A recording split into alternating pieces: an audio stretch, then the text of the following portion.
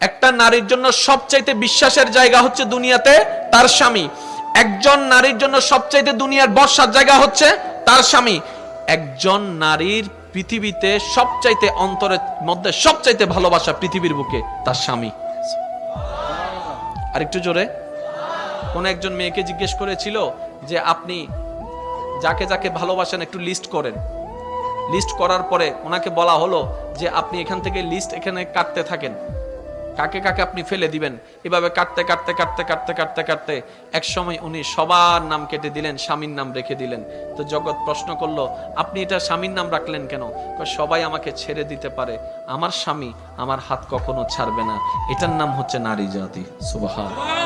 আপনি একটু খেয়াল করে দেখেন না, আপনি আমি নিজের এলাকা ছেড়ে যদি কোথাও যাই ৩-৪ দিন পরে কিন্তু আর ভালো লাগে না। কথা বলেন। নিজের গ্রাম ছেড়ে গেলে অনেকে বিদেশ থেকে আসার পরে দেখবেন গ্রামে নামার পর আগে লম্বা করে নিঃশ্বাস নেয়, এই যেন সে কোন প্রাণ খুঁজে পেয়েছে। গ্রামের সে মাটির গন্ধ তাকে অভিভূত করছে, গ্রামের সে চাচার চেহারা তাকে আনন্দিত করছে। ওই যে অনেকদিন দেখে নাই তো, যে যেখানে জন্ম হয় তার প্রতি একটা ভালোবাসা থাকে।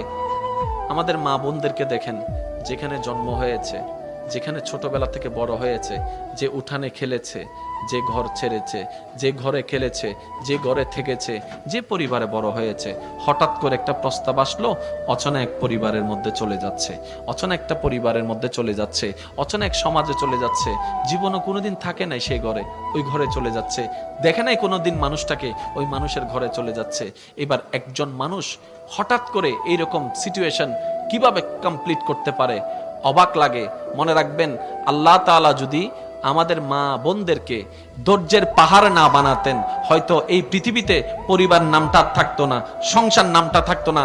আপনি আপনার মায়ের দিকে দেখেন না, আপনি আপনার দাদি নানির দিকে দেখেন না। আমাদের দাদি নানি মারা যদি ধৈর্যের পাহাড় না হতো, আজকে সংসার পরিবার টিকতো না। ওনারা হাজার কিছু সহ্য করে সংসারকে টিকাই রেখেছেন। সুবহানাল্লাহ।